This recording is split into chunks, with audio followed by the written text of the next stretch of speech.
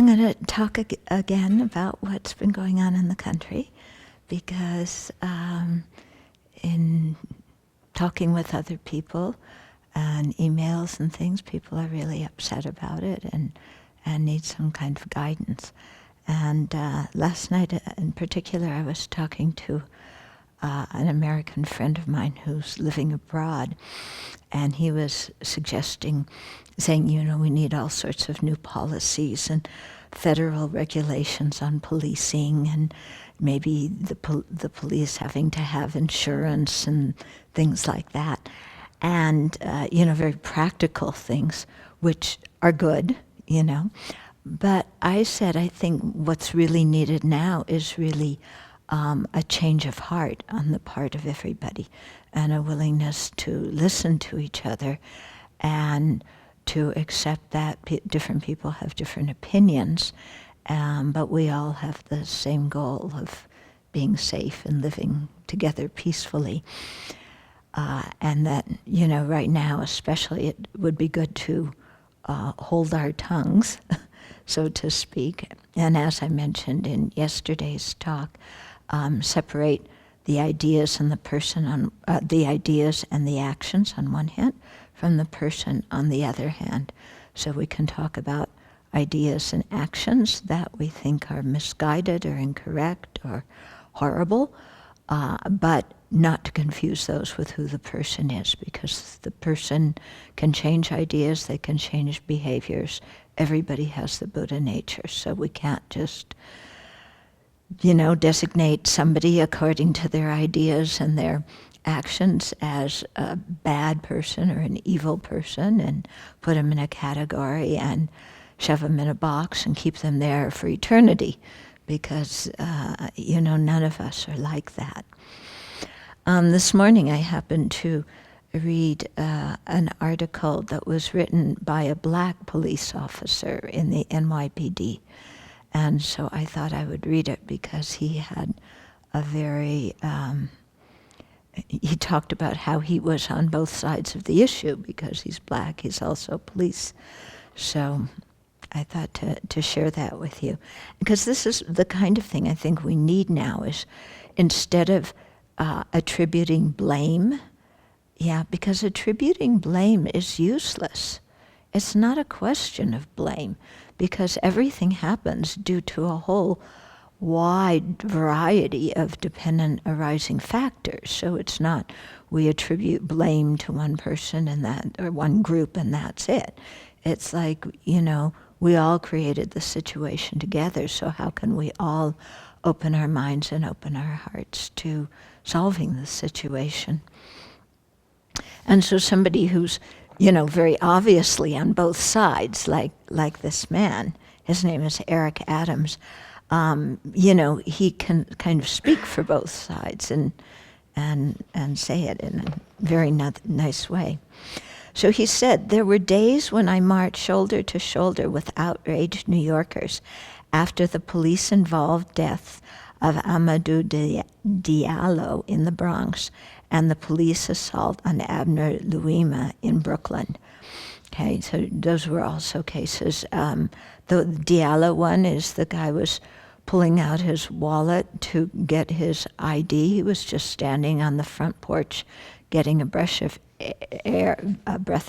of bit of fresh air in the, in the late evening, and the police thought he was reaching for a gun. They shot an incredible amount of ammunition. There was some, incredible number of bullets. They killed him, and he was just getting out his wallet to show them his driver's license. So, the man who wrote this article was shoulder to shoulder with the outraged New Yorkers, and we chanted, "No justice, no peace." There were evenings when I was policing the same protests and keeping the peace, and people came up to me and voiced their anger, not realizing I had stood with them just hours earlier. Interesting, huh? They saw the uniform, but not the man wearing it. Mm-hmm. I have worn the blue uniform in the NYPD, upholding the law, even as I raised my voice to reform its enforcement and make policing better. I have also worn the blue jeans of a black father concerned about the safety of his family. That duality is not unique to me. It is very familiar to all law enforcement officers from communities of color. Violence causes us to blur each other's complexities, to try to line up the world on one side of the battlefield or the other. And so I think this is the problem, you know? People want nice, quick answers, put somebody in a box, that's it. Doesn't work. He says, if I allowed myself to be divided, my whole being would be split in two. Because he's half police officer and half black. You know, he's whole police officer and whole black. You know, which one would he be? But if I hadn't believed change was impossible, I could never have enrolled in the police academy. Yeah, if I hadn't believed change was possible, yeah, I could never have enrolled in the police academy. We cannot and should not ignore the deeply rooted anger that millions of good-hearted Americans feel at this moment in our history. It is an emotion born not in the last few days, weeks, or months. The police-involved shootings that claimed the lives of Alton Sterling in Baton Rouge and Philando Castile in Minnesota are only the most recent causes to stir this anger. Last week in Dallas, when hundreds of people chanted in protest, "Hands up, don't shoot," their prayer was interrupted by a hail of bullets. It shattered the spirit of peaceful protest that is the soul of our democracy. The sniper's target was not the nonviolent protesters, but the police officers who were protecting those concerned citizens and their constitutional rights. It was a brutal reminder to any of us that any of us can be in the line of fire, police officer and citizen, black and white. Yeah. Here in New York City in December 2014, 2 police officers were targeted by a depraved individual who claimed his criminal assassinations were some twisted act of revenge. Regardless of the skin we are in or the uniform we wear, we bleed the same, cry the same tears, and wrestle with the same fears. The intentional elimination of law enforcement officers is an act that does more than devastate the policing community.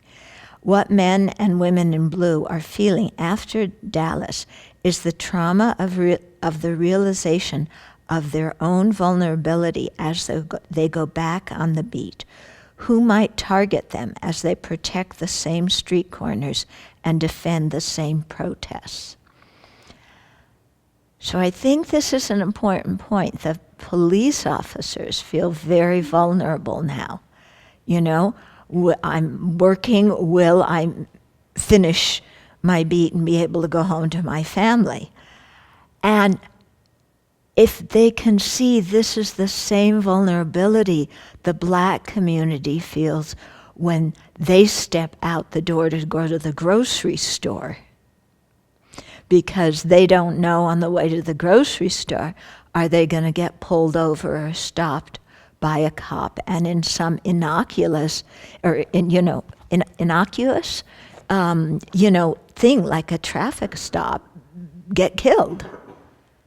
Yeah, so it's the same kind of vulnerability. Yeah, so I think people need to remember that both sides feel vulnerable. And that's a very common thing. So it's not that, what's the black community complaining about? Look what happened to the police officers. It's also the black community feeling very vulnerable because of the way policing is done in some cities. And you could really see the difference. In Dallas, the police were involved in the planning of the protest and the marking out of the route and everything. The police were wearing, summer clothes. They didn't have riot gear on. And except for one demented person, the thing would have been fine. because they were nearing the route and the protest was peaceful and it was great. So it was just one whacked out individual, who's clearly suffering a lot. And who knows where he's reborn now, you hate to think about it. But you see in Minnesota, the police officers are all in riot gear. That just sets, just you see police officers in riot gear, it changes the mind of the protesters. And so there's been a lot of arrests because of it. Yeah. On the other hand, can you say that it's okay to stop a highway, to go sit down in the highway and stop traffic? Well, if they don't do anything, people who are driving their cars are going to be upset. Yeah. But if they do try and, when you see the scenes in Minnesota on the highway, it's like, how's that helping? Yeah. So I don't know. So my solution to the tension between the police and the people, which I recognize as my own inner tension, is to seek unity, not find division. Right now, people feel that the time for transformation in our society has long since arrived, and they are undoubtedly correct. I hear those saying the time for just talk is over, and I agree. Talk and the greater freedoms of speech and expression that it encompasses are national imperatives that should deliver a more righteous tomorrow. But the next step after talk is not violence. Yeah, it is concrete action. So I think he's spot on here. Okay, the next step after talk is not violence, it is concrete action. Action means common sense gun reform. Okay, time and again this has been stonewalled by a do-nothing Congress, which has helped turn a ban on high-capacity assault weapons into a controversial issue. This has to change. Yeah. Action means urgent attention to the mental health epidemic that plagues our nation. This epidemic is blind to a person's background and profession, yet unattended it can distort the honest, passionate rhetoric of protest into delusional hate of a dangerous radicalization. So again, more social services to help people. 20 years ago, as a founder of 100 Blacks in Law Enforcement Who Care, I helped to organize workshops for young Black men called What to Do When Stopped by the Police.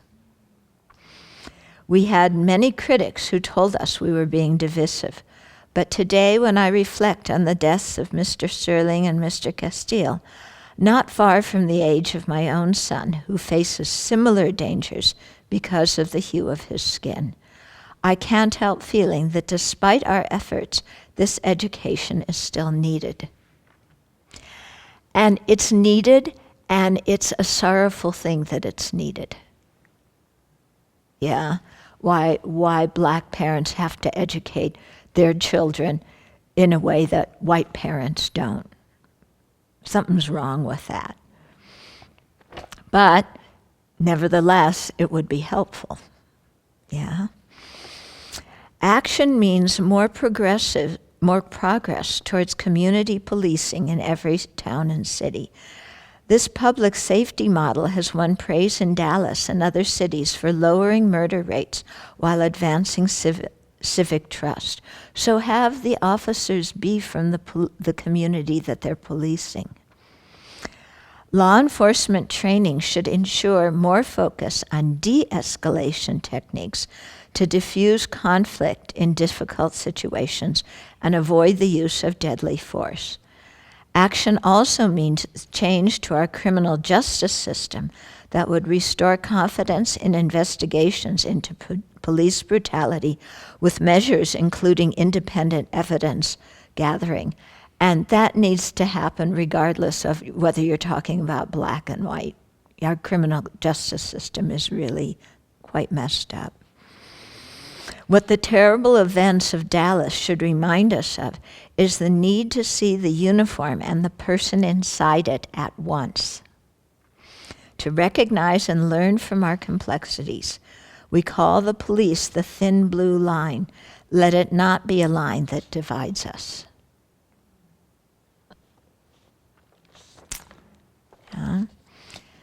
So I thought what he wrote was very, he was calling for action. He gave some specific things that he thought needed to be done from the viewpoint of a police officer, also from the viewpoint of a citizen. Yeah. And he also explained both sides. Yeah. Yeah, without anger, the important thing. And, so I think that's, in order to really affect change, we need to have this communication process and listening process. And we need that amongst the citizenry. I'm not sure what is needed in Congress, because Congress, some members of Congress are unduly influenced by certain lobbyists.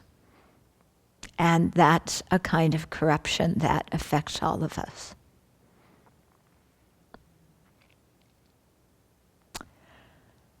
But we need to listen and talk and then act.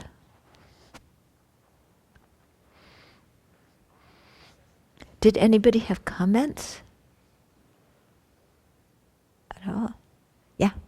The more vulnerable the police feel, the more dangerous they are. Or anybody with a gun, the more afraid they are, the more dangerous they are. Exactly. That's, I think, what is going to be happening from the Dallas situation. Right. And so actually what happened might give rise to more unwanted killings on the part of the police because they're scared and feel vulnerable. And, I think for police, dealing with an armed citizenry must be terrifying. You pull somebody over for speeding, and who knows if they're going to take out a gun. Yeah. Something I read yesterday that blew me away was the Texas open carry law. Yes. Such that people who were at the protest also had their AR-15s with them openly out. So when there were shots, who knew where they were coming from? Because Yeah. there were all these people on the street in the protest carrying their rifles. Yeah. I read that same article. Yeah, it said that there were 20 or 30 people in camouflage wearing bulletproof vests, carrying AR-15s, on their shoulder, because Texas has an open carry law. So when the shooting started, the police didn't know who was shooting. So the mayor suggested, he said, this is a law that is actually harmful to the citizens, and we should have a law that during public protests nobody carry arms like this. I mean, because the police can't tell who to shoot, where it's coming from. So, You need to carry arms like that at any time.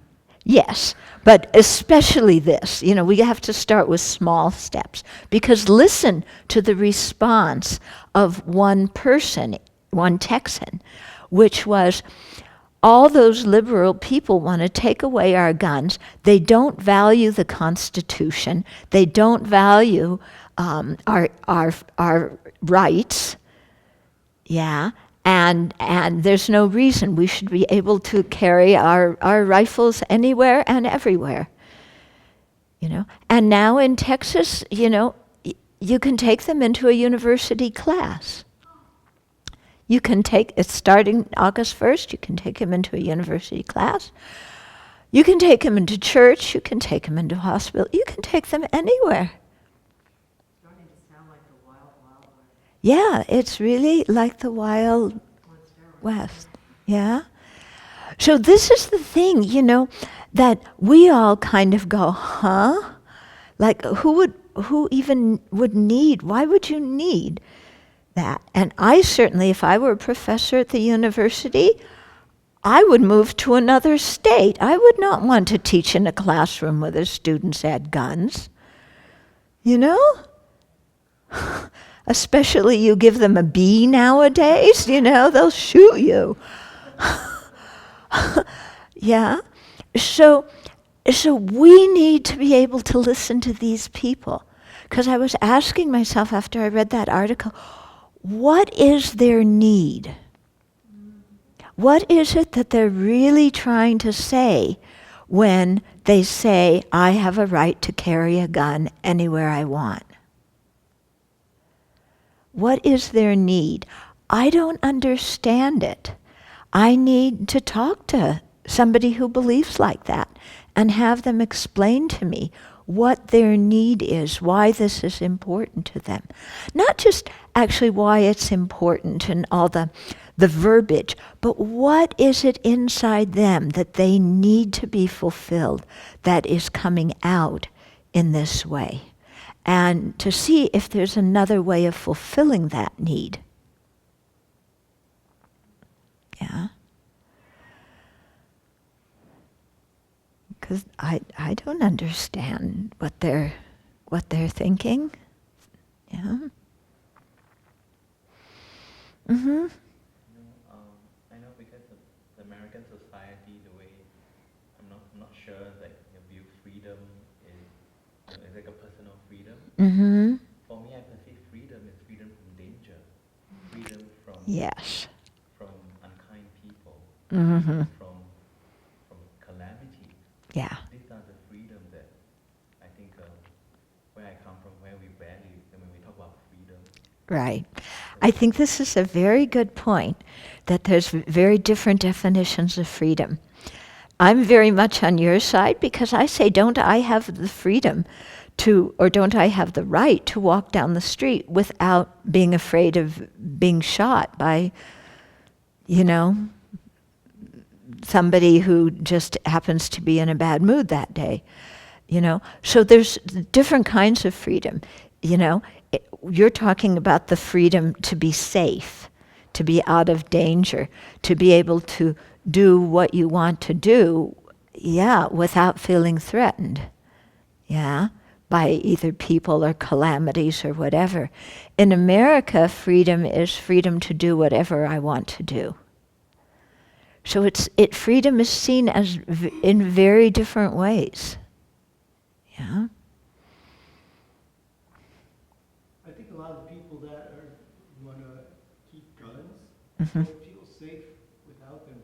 They don't trust the government. They feel like if we don't have guns, we will end up with a totalitarianistic government. Or if they're attacked, that they need to be able to defend themselves and not trust that the cops are going to show up. So Mm-hmm. a lot of it has to do with fear. Yeah. They need to feel safe. They have a different idea what's going to make them safe. Yeah. Somebody walking at a protest with a gun, when shots are fired, could easily get shot, mistaken for being the person shooting. Oh, yeah. Statistics show that people that own guns are more likely to die from a gun. Yeah. But that's not how people are thinking. I think people are grasping at that right because they don't feel safe. Yeah. So you're saying that they want their guns because they don't feel safe, and especially because they don't trust the government, they don't trust the police, they don't trust the institutions to come to their aid if they need it. Or even to be on their side in the long run. There's a lot of people who think that if you don't have an armed citizenry, then you're going to have a totalitarian government. If the citizenry isn't armed, then you'll have a totalitarian government. I think that's why the founders initially made the Second Amendment, because they wanted to prevent a totalitarian government, so they wanted the states to be able to have militias. Whether I agree with that or not is another issue, but I think that's what the Founding Fathers were doing. I don't think they envisioned what's happening now in any way, shape, or form. Yeah. Gives a whole new meaning to interpretable. Yes. Yeah. What interpretable means. And it was just a Supreme Court decision, I think in 2008, that really led to this massive sale of arms. I think it was it a 5-4 decision? Does anybody remember? Anyway. It was the decision, it was a case, somebody in Washington, D.C. brought a case about do they, under the Second Amendment, have the right to keep an arm for their personal use in their own home. And the court said yes, according to the Second Amendment. I read the Second Amendment, it doesn't sound that way to me. But they didn't ask me. Okay.